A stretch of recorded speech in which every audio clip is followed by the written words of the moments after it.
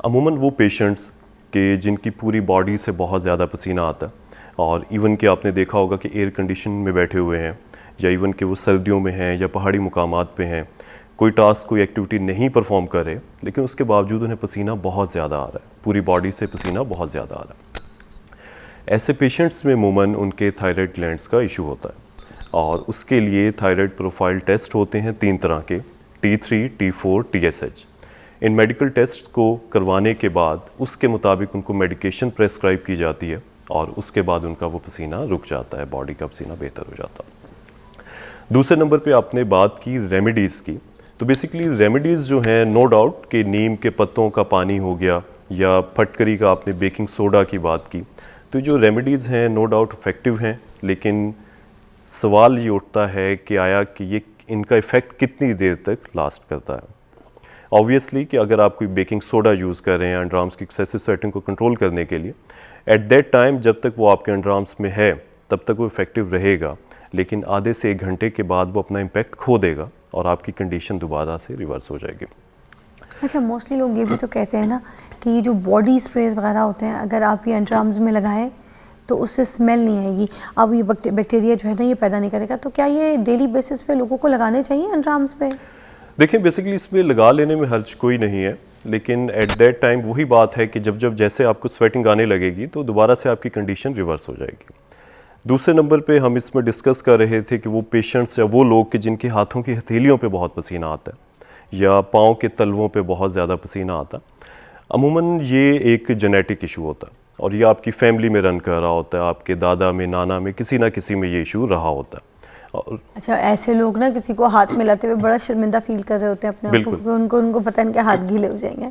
बिल्कुल ऐसा है। उसमें बेसिकली ये है कि ये सेम इशू मेरे साथ भी था। अच्छा। जी बिल्कुल, लेकिन अभी आप देख सकते हैं कि हाथ मेरे बिल्कुल ड्राई हैं। हाँ। लेकिन अलबत्ता चूँकि मैंने खुद इस चीज़ को फेस किया, मुझे याद है कि ऑलमोस्ट अपनी मेडिकल की स्टडीज़ में, यूनिवर्सिटी लाइफ में भी कोई 2014-15 में भी मेरी कंडीशन ये होती थी कि मुझे कोई 1-1, 2-2 रुमाल हाथ में पकड़ने पड़ते थे और तब जाके जो है स्वेटिंग को मैं कंट्रोल में रख पाता था। और इवन कि मेंटल इम्पैक्ट इसका ये आता है कि आप सोशल गैदरिंग्स को अवॉइड करने लग जाते हैं, आप लोगों से हाथ मिलाना छोड़ देते हैं क्योंकि आपकी खुद एतमादी इससे बहुत ज़्यादा मुतासिर हो जाती है। और इसके अलावा फिर आपका जो है मेंटल इम्पैक्ट, इसकी वजह से आप एंग्जाइटी में भी जा सकते हैं, डिप्रेशन में भी जा सकते हैं। तो इसीलिए इस टॉपिक को कन्वे करने का मेजर पर्पज़ आज यही है कि वो लोग जो इस चीज़ से मुतासिर हैं, पाकिस्तान में उन्हें अवेयर किया जाए कि वो इस चीज़ को कैसे बेहतर कर सकते हैं। ये रीज़न क्या है बिहाइंड?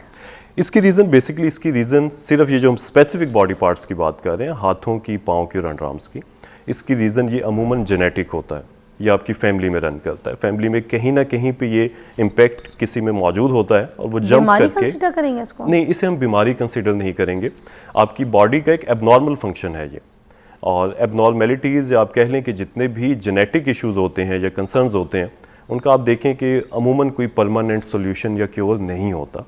अच्छा, पहले लोग कहते थे कि स्पाइसेस खाने से, स्पाइसी मसाले खाने में इस तरह से इस्तेमाल करने से, फिर या फिर कैफ़ीन ज़्यादा इस्तेमाल करने से, ठीक है, तो इसकी वजह से भी, या सिंथेटिक कपड़ा पहन लो उसकी वजह से, तो इन सब रीजंस को भी मद्देनज़र मेरे ख्याल से रखना चाहिए कि इनकी वजह से भी तो शायद होते होंगे। नो डाउट कि जिनकी स्पाइसेस की, फास्ट फूड की इंटेक ज़्यादा है, ऑयली फूड की इंटेक ज़्यादा है, तो ऐसे लोगों में पूरी बॉडी से एक्सेसिव स्वेटिंग ज़्यादा हो जाती है उनकी, और जब आपकी ये फूड या डाइट आपकी बेहतर हो जाती है तो उन कंडीशन उनकी बेहतर हो जाती है। लोगों की चाय की दुकान खुली होती है, हर वक्त पीते रहते हैं, अभी एक कप खत्म नहीं है दूसरा लेके आओ, अभी पतीला उतारा है, चाय पिए फिर दोबारा चढ़ा देंगे। जी तो पागल होते हैं, कैफीन का बड़ा इस्तेमाल करते हैं, बिल्कुल ऐसे, बिल्कुल ऐसे। तो ये सब है ना कॉस्ट इसकी बिल्कुल डाइट भी अपना एक मेजर रोल या इम्पैक्ट इसमें प्ले कर रही होती है। अलबत्ता वो पेशेंट्स के जिनकी हथेलियों में बहुत ज़्यादा पसीना है, उन पे डाइट का इतना इम्पैक्ट नहीं होता क्योंकि उनका ये इशू जेनेटिक होता है, और जेनेटिक होने की वजह से फिर इन्हें इश्यूज़ ये फेस करने को मिलते हैं कि एक तो खुद एतमादी खो बैठते हैं, जैसे कि आपने बताया, किसी से हाथ नहीं मिला पाएंगे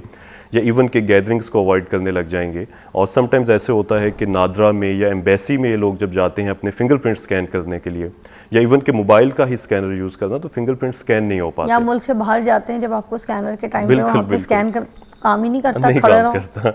तो हमारे पास इस तरह के पेशेंट्स भी रेकमेंड किए जाते हैं, रेफ़र किए जाते हैं, जो कि बहुत यंग पेशेंट्स होते हैं, 17, 14 ईयर्स ओल्ड, लेकिन ISSB में अपीयर होना होता है। वो आपको पता है कि मिलिट्री का बहुत टफ क्राइटेरिया है, तो ऐसे लोग मेडिकल में वो स्टूडेंट्स फेल हो जाते हैं क्योंकि कहते हैं आपकी स्वेटिंग की वजह से। मगर आपने तो कहा कि ये कोई बीमारी नहीं है, तो जब बीमारी नहीं है तो फिर फेल क्यों हो जाता है? देखिए, बीमारी नहीं है, ये बिल्कुल ऐसे ही है कि जब आपकी एक हाइट एक स्पेसिफिक हाइट से कम हो, आप बीमार नहीं, आप जितने मर्जी हेल्दी हो, बॉडी बिल्डर हो, लेकिन आपको रिजेक्ट कर दिया जाता है। तो हाथ का पसीना भी रख दिया उसमें। एग्जैक्टली उसकी रीज़न ये है कि देखें आगे जाके आपने वेपन्स को हैंडल करना है, मशीनरी को हैंडल करना है, तो आप नहीं कर पाएंगे। तो ये उसकी रीज़न बनती है। एक ब्रेक लेनी है, तो Sure, फिर उसके बाद हमने इसके सोल्यूशन के ऊपर बात करनी है, ठीक है? बिल्कुल। अच्छा, एक लास्ट जाते जाते फिर सिर्फ ये मैं पूछ लूँ कि एंजाइटी भी मुझे लगता है इसका एक वन ऑफ द, बिकॉज जो एंजाइटी वाले पेशेंट होते हैं ना, उनको भी इश्यूज होते हैं। इस पर भी बात कीजिएगा ज़रा ब्रेक के बाद, ठीक है? बिल्कुल ठीक। Welcome back to watching morning with Fiza. मेरे पास डॉक्टर मोहम्मद उस्मान मौजूद हैं जो कि एस्थेटिक फिजिशियन भी हैं, इसीलिए ये टॉपिक इनसे डिस्कस कर रहे हैं कि इतना पसीना जो है, जो नॉर्मल लोगों को आता है और वो ठीक है, या फिर जो एक्सेसिव एक्स्ट्रा पसीना आता है लोगों को, वो अब किस तरीके से उसको कंट्रोल कर सकते हैं और क्या ये सही है क्या नहीं। अच्छा, ये जो एंजाइटी की मैं बात करी थी ब्रेक से पहले, इसमें भी तो पेशेंट को बहुत पसीना आता है, माथे पे पसीना, पूरी बॉडी स्वेट करना शुरू हो जाती है। तो ये एंजाइटी वाले जितने भी लोग हैं, मैंने देखा है उनको ये इश्यूज रहते हैं। एग्जैक्टली एंग्जाइटी इसके साथ कोरिलेट कर रही होती है। जब आपको एंग्जाइटी ज़्यादा होती है, बेसिकली जब एंग्जाइटी में या तो ऐसे होता है कि आपके बॉडी के जितने भी फंक्शंस हैं, या तो वो हाइपर एक्टिव हो जाएंगे या समटाइम्स हाइपो एक्टिव, यानी कि कम एक्टिव भी हो जाते हैं। अमूमन चांसेस ये होते हैं कि हाइपर एक्टिव हो जाएंगे। तो इसी तरह आपका जो स्वेट ग्लैंड्स के फंक्शंस हैं वो भी ज़्यादा एग्जैजरेट हो जाते हैं। तो अगर इसका इलाज करना है तो सिर्फ एंजाइटी का करना है, या फिर इसका स्वेटिंग इलाज भी होगा और एंजाइटी का इलाज भी नहीं, होगा? बेसिकली उसमें डिपेंड ये करता है कि आपका रूट काज क्या है। अगर आपका मेजर रूट काज वो स्वेटिंग है, तो पहले आप स्वेटिंग को कंट्रोल करेंगे, उसका ट्रीटमेंट करेंगे, और उसके साथ साथ एंग्जाइटी आपकी खुद ब खुद बेहतर हो जाएगी। और अगर अपोजिंग फैक्टर है, एंग्जाइटी रूट कॉज है, तो पहले उसे ट्रीट करेंगे। अब हम इसके ट्रीटमेंट्स की तरफ आते हैं। मुझे बताइए कौन कौन से ट्रीटमेंट्स जो है वो दस्तयाब है अभी? बेसिकली इसके जो सबसे इफेक्टिव और सेफ ट्रीटमेंट जा रहे हैं वो दो तरह के ट्रीटमेंट्स हैं। एक बोटॉक्स इंजेक्शंस का ट्रीटमेंट है। अमूमन बोटॉक्स इंजेक्शंस हम आपकी हथेलियों में, पाँव के तलवों में या अंडर आर्म्स में इंजेक्ट कर देते हैं। 5 से 6 माह तक वो इफेक्टिव रहते हैं, अलबत्ता उसने अरसे के बाद वो दोबारा से री इंजेक्ट करने पड़ते हैं। दूसरे नंबर पे इसका जो सबसे सेफ और इफेक्टिव ट्रीटमेंट जा रहा है वो एंटोक्योर एंटोफ्रेसिस है। ये बेसिकली एक ऐसी थेरेपी है जो पूरी दुनिया में इस्तेमाल होती है, और इसका प्रोसेस बहुत ही सिंपल सा है। ये आपको खुद ही परफॉर्म करनी होती है। इसके लिए एक मेडिकल इक्विपमेंट की ज़रूरत पड़ती है। उस इक्विपमेंट को कहा जाता है एंटोक्योर एंटोफ्रेसिस। उसमें होता ये है कि सिंपल सा इक्विपमेंट है जिसके साथ 2 ट्रेज होती हैं, और ट्रेज में पानी मौजूद होता है। आप उन ट्रेज में अपने हाथ रखेंगे, इक्विपमेंट जो है खुद ट्रीटमेंट करेगा 20 से 25 मिनट, और जब ये प्रोसेस आप 10 से 12 दफ़ा कर लेंगे तो आपके हाथ, पाँव, अंडर आर्म्स ड्राई हो जाएंगे। और उसके बाद आपको, चूँकि एक कंडीशन, ये कितने अरसे तक चलता है? ये जब आप स्टार्ट लेंगे तो आपको एटलीस्ट 8 से 10 दफ़ा करना पड़ेगा, दिन में 1 दफ़ा। और जब आप 8 से 10 दिन जारी रखेंगे तो स्वेटिंग कंट्रोल हो जाएगी। और उसके बाद 1 से 2 हफ्ते के बाद 1 या 2 सेशंस रिपीट करना ज़रूरी होते हैं। उसकी रीज़न ये है कि मैंने आपको बताया कि चूँकि एक जेनेटिक डिफेक्ट है, आपकी बॉडी की एक एबनॉर्मेलिटी है, और परमानेंट क्योर अमूमन ऐसे इश्यूज़ का नहीं होता। तो ये मशीन जो है लोग खुद खरीद कर रख सकते हैं अपने पास, या फिर ये एग्जैक्टली इसका ये बेसिकली एक सिंपल सा प्रोसीजर है और टोटली सेफ इक्विपमेंट है, सेफ थेरेपी है। पूरी दुनिया में चूँकि एक ऑनगोइंग थेरेपी है, सबसे बेहतर अप्रोच इसकी यही होती है कि आप कोई भी इक्विपमेंट अपने लिए ले सकते हैं, इस पर्पज़ के लिए किसी भी ब्रांड का ले सकते हैं, और आप उसे इजीली यूज़ कर सकते हैं। इंस्ट्रक्शंस मैनुअल उसके साथ मौजूद होते हैं। एक बहुत ही सिंपल सा प्रोसेस है। इसके कोई साइड इफेक्ट नहीं है? इसके साइड इफ़ेक्ट्स, चूँकि देखें ट्रीटमेंट का मकसद है आपको ड्राइनेस की तरफ लेके जाना। कुछ पेशेंट्स जो कि आपको जो गाइडलाइंस प्रोवाइड की जाए, अगर उन्हें प्रॉपर फॉलो ना करें, या उसकी इंटेंसिटी से ज़्यादा इंटेंसिटी पर ट्रीट करें, या एक स्पेसिफिक टाइम से ज़्यादा यूज़ करें, तो डेफिनेटली चूँकि पर्पज़ है ड्राइनेस की तरफ लेके जाना, तो उन लोगों में एक्सेसिव ड्राइनेस ज़रूर आ सकती है। अलबत्ता ये एक माइनर सा ड्रॉबैक है, आप जब आप कोई मॉइस्चराइजर लोशन वगैरह अप्लाई करते हैं तो वो भी रिकवर हो जाता है, लेकिन इसके अलावा इसका कोई भी मेजर या स्वेयर साइड इफ़ेक्ट या ड्रॉबैक नहीं है।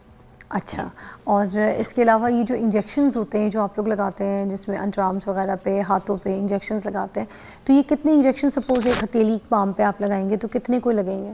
ये बेसिकली इसमें वाइल्स होती हैं, आपके दोनों अंडर आर्म्स या दोनों हथेलियाँ जो हैं ये एक वाइल से कवर हो जाती हैं। तो कितने प्रिक होगा इसमें?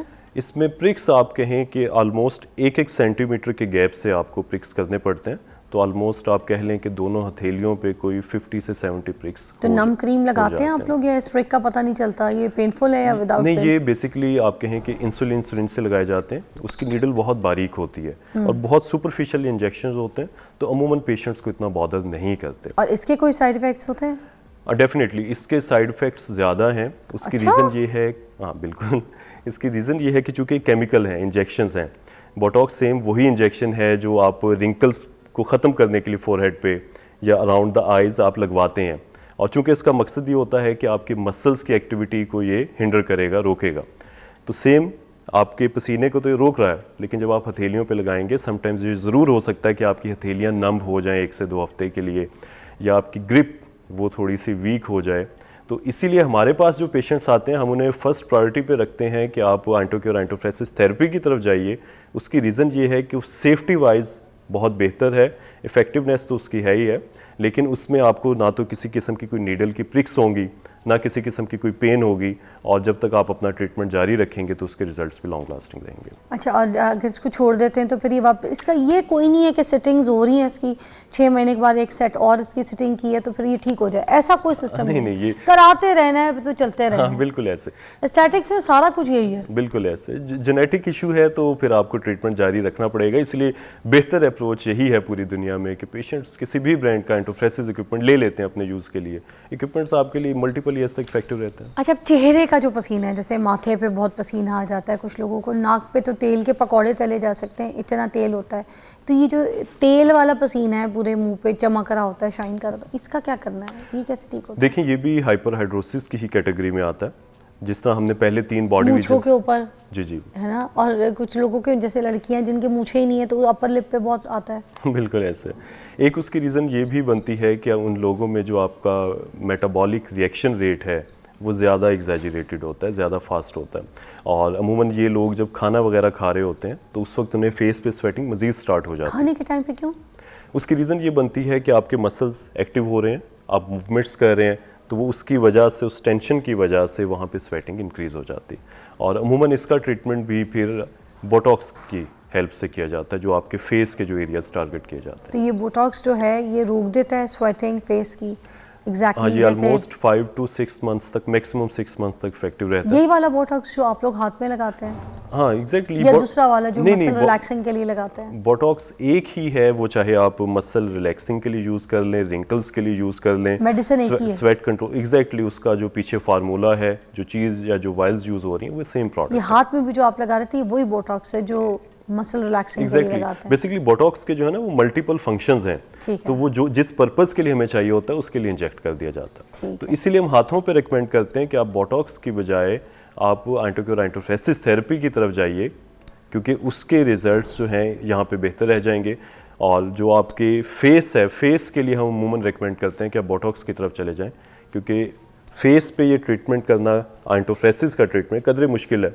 आप फेस पे मास्क लगाएंगे, 15 से 20 मिनट रखेंगे तो वो थोड़ा सा जो है ना पेशेंट्स उसमें हेजिटेट करते हैं, तो फेस के लिए बोटॉक्स बेहतर रहता है। थैंक यू सो मच, बहुत बहुत शुक्रिया, अच्छी इन्फॉर्मेशन दी आपने हमें। जिन लोगों को पसीने का मसला है, जिनको बहुत ज़्यादा स्वेटिंग इश्यूज चल रहे हैं, वो अपने 2 तरीके से इलाज करवा सकते हैं। कुछ तो मैंने आपको हर्बल कुछ ऐसे ख़ानदानी नुस्खे भी बता दिए थे साथ साथ, और कुछ डॉक्टर साहब ने यहाँ पर लेटेस्ट टेक्निक्स जो है वो बताई हैं आपके सामने, तो उन लेटेस्ट टेक्निक्स को भी यूज़ करके आप अपना पसीना जो है रोक सकते हैं। ठीक है जी, एक ब्रेक के बाद मिलते हैं।